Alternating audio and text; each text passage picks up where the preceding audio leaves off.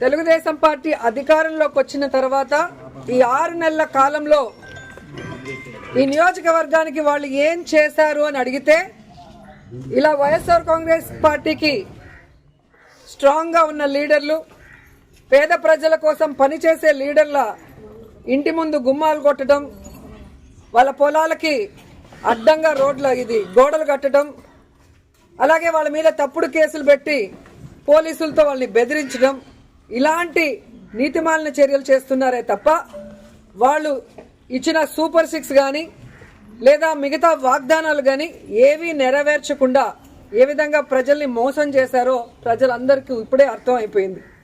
కానీ దురదృష్టం ఏంటంటే ఈ పంచాయతీలో తాగే నీళ్ల దగ్గర నుంచి ప్రజలకి అన్ని అందుబాటులోకి తీసుకొచ్చే సచివాలయం, ఆర్బీకే సెంటర్ అన్నీ కూడా ఇక్కడ లీడర్లు వాళ్ళ ల్యాండ్ ఇచ్చి కట్టించి ప్రజలకు అన్ని అందుబాటులోకి తీసుకొచ్చారు. కానీ తెలుగుదేశం గతంలో 14 సంవత్సరాలు అధికారంలో ఉన్న చంద్రబాబు నాయుడు అప్పుడు ఏం చేయలేదు, ఇప్పుడు అధికారంలోకి వచ్చాక ఇప్పుడు కూడా ఏం చేయకుండా వాళ్ళు ఫెయిల్యూర్ అయిన విషయాన్ని కప్పిపుచ్చుకోవడానికి ఈ విధంగా కొంతమందిని టార్గెట్ చేసి వైఎస్ఆర్ కాంగ్రెస్ పార్టీ లీడర్ని వేధించడం, భయభ్రాంతులు చేయాలన్న ఆలోచనతో ముందుకు వెళ్తున్నారు. వాళ్ళు అర్థం చేసుకోవాల్సింది ఒక్కటే, మా నాయకుడు జగన్మోహన్ రెడ్డి గారు భయం అనేది ఆయన బ్లడ్ లో లేదు. ఆయన వెనక పనిచేస్తున్న మేమందరం కూడా జగనన్న సైనికులుగా ముందుకు వెళ్తున్నాం. ఎవరికి భయపడే పరిస్థితి లేదు. ఎందుకంటే వైఎస్ఆర్ కాంగ్రెస్ పార్టీలో మేము ఎవరు తప్పు చేయలేదు. 5 ఏళ్లు కూడా ప్రజలకి మంచే చేశాం, నియోజకవర్గాలన్నీ అభివృద్ధి చేశాం. ఈరోజు మీరు మోసంతో అధికారంలోకి వచ్చారు, ఈవీఎంలు మ్యానిపులేట్ చేసి వచ్చారు, ఏ విధంగా సూపర్ 6లు అంటూ ప్రజల్ని మోసం చేసి వచ్చారు. మీరు సిగ్గుపడాలి, మేము సిగ్గుపడాల్సిన అవసరం లేదు.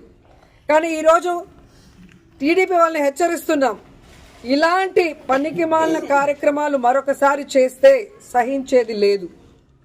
అధికారంలోకి వచ్చారు, హనీమూన్ పీరియడ్ కదా, 1 ఇయర్ మాకు ఇవ్వండి అంటారనే సైలెంట్ గా ఉన్నాం.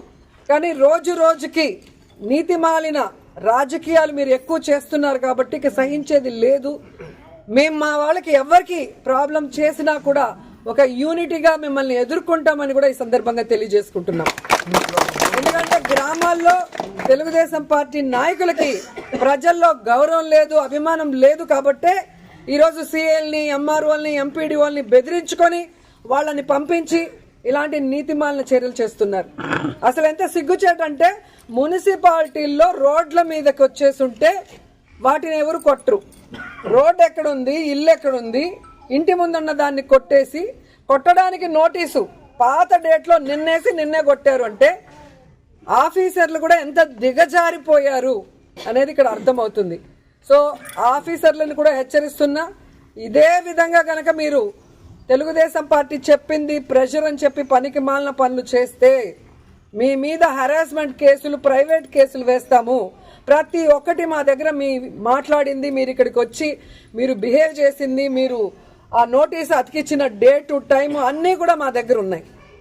సో ఈ ఊర్లో ఎవరికి ఏం ఇబ్బంది లేకుండా ఒక్క లీలారాం గణపతి శెట్టి ఇంటినే ఎందుకు కొట్టారో కోర్టులో మీరు చెప్పాల్సిన బాధ్యత ఉంది. అలాగే ఏ ఊర్లో అయితే మీరు ఇలాంటి రూల్స్ కి విరుద్ధంగా చేస్తున్నారో వాటి అన్నిటికీ కూడా సమాధానం చెప్పే విధంగా మిమ్మల్ని కోర్టులో నిలబెడతామని కూడా ఎంఆర్ఓకి, ఎంపీడీఓకి, పోలీసు వ్యవస్థకి కూడా హెచ్చరిస్తున్నాం. సో ఎవరు భయపడాల్సిన అవసరం లేదు. వైఎస్ఆర్ కాంగ్రెస్ పార్టీ లీడర్స్ కి, కార్యకర్తలకి జగనన్న, మన జిల్లా అధ్యక్షుడు కరుణాకర్ రెడ్డి గారు, నియోజకవర్గం నుంచి నేను ఎప్పుడూ అందుబాటులో ఉంటాం. మీకోసం ఫైట్ చేయడానికి, ఎవరితో అయినా ఫైట్ చేయడానికి, ఎంత దూరం ఫైట్ చేయడానికన్నా కూడా మేము రెడీగా ఉన్నాం. మిమ్మల్ని కాపాడుకోవడానికి మేము ఎప్పుడు మీ వెన్నంటి ఉంటామని కూడా తెలియజేసుకుంటున్నాం.